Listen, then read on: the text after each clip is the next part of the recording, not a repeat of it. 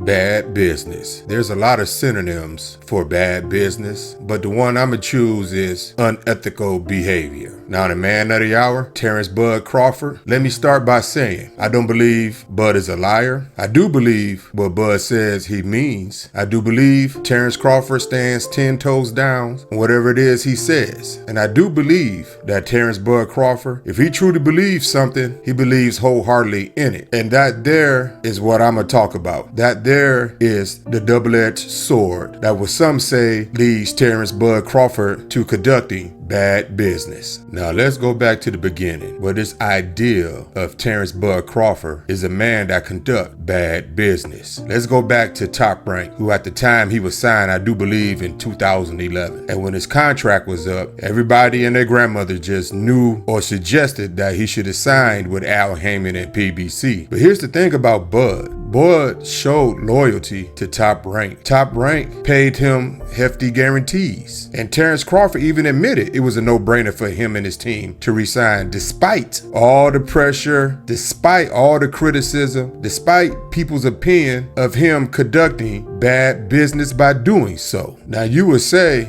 Big OG, didn't he sue Bob Arum? Didn't he take him to court over that Earl Spence fight that he was promised and he being Bob Arum, never presented or signed to Terence Crawford? Yes, that all did happen, but that doesn't mean at the time, because y'all got to know something. First of all, none of us from the outside was there during the time of the negotiations when he re-signed the multi-year deal. You don't know what was promised. Now, from the outside, you can say, well, doesn't Terence Crawford realize what happened to Floyd Mayweather? Doesn't Terence Crawford realize what happened with Mikey Garcia? Again, none of us know or was in the room at the time of negotiation and what was promised to him. So yeah, we can sit back on the outside and say, man, he shouldn't have did that. But it's a such thing as, one, not honoring your contract, and if you did, you bargained in bad faith, knowing you wasn't going to present what was agreed upon between Terence Bud Crawford and Top Rank. So yeah, on the outside, it does look like Terence Crawford conducted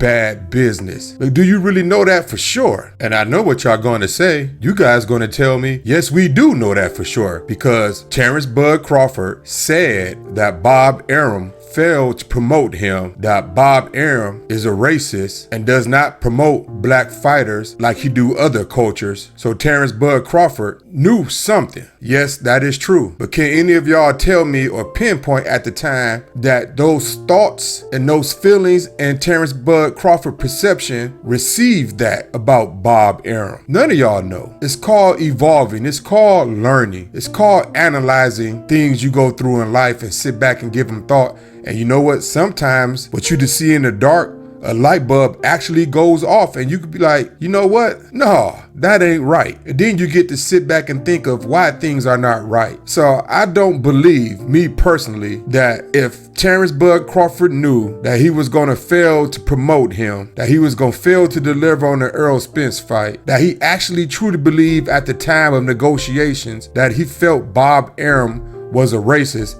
that he would have re-signed the multi-year deal. Now, I don't know about y'all, but I don't have a reason to believe that Terence Bud Crawford is not a man of integrity. And I know y'all like integrity.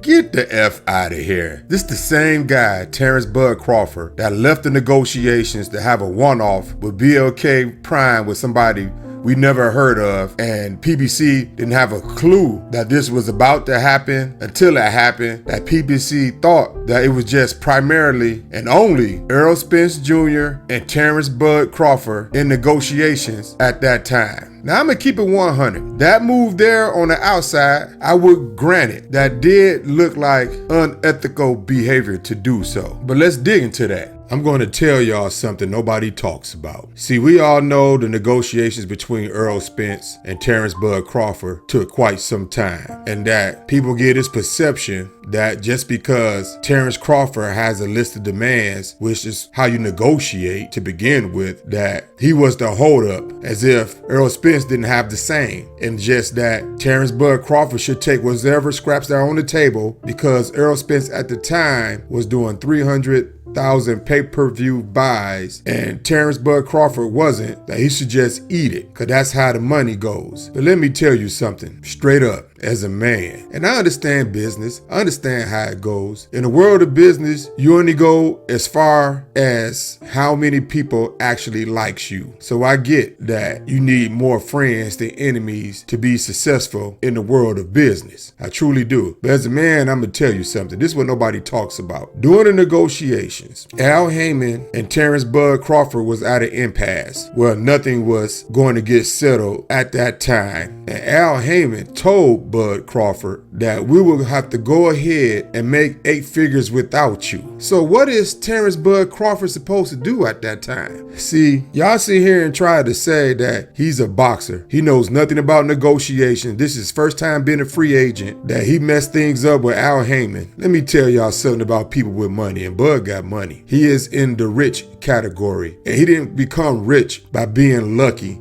and hitting the lottery. This dude has always had a team around him. Always dealt with negotiations, always dealt with contracts. He look at those. I hope y'all realize that, right? He talks with his team. I hope y'all realize that, right? Now, his advisors might not be as popular or well known as Al Heyman, but you better believe he has them. And I'm pretty sure that a man that's rich like Terence Bud Crawford has a worthy advisor to own his team that's in his ear and say, hey, when you go in this room, this is what you watch out for, this is what you say, this is what you listen for, and if any of those things doesn't sound right, leave the room and come back at a later date, at a later time, and try it again. And if all else fails, then we got to go a different route. And that's exactly what he did. Y'all don't give Terence Bud Crawford credit like y'all do Earl Spence. Y'all really believe that Earl Spence's stubbornness is the reason why they fought. It takes 2 to tangle. Terence Bud Crawford could have said, screw it. He didn't have to fight Earl Spence. After the David Avanesian fight, he went on and got his bag and came back and negotiated again. And it's not his fault that he got things. Well, I ain't gonna say it's not his fault. Let me rephrase that. He did well that go around to get things that was in his favor that he liked and written down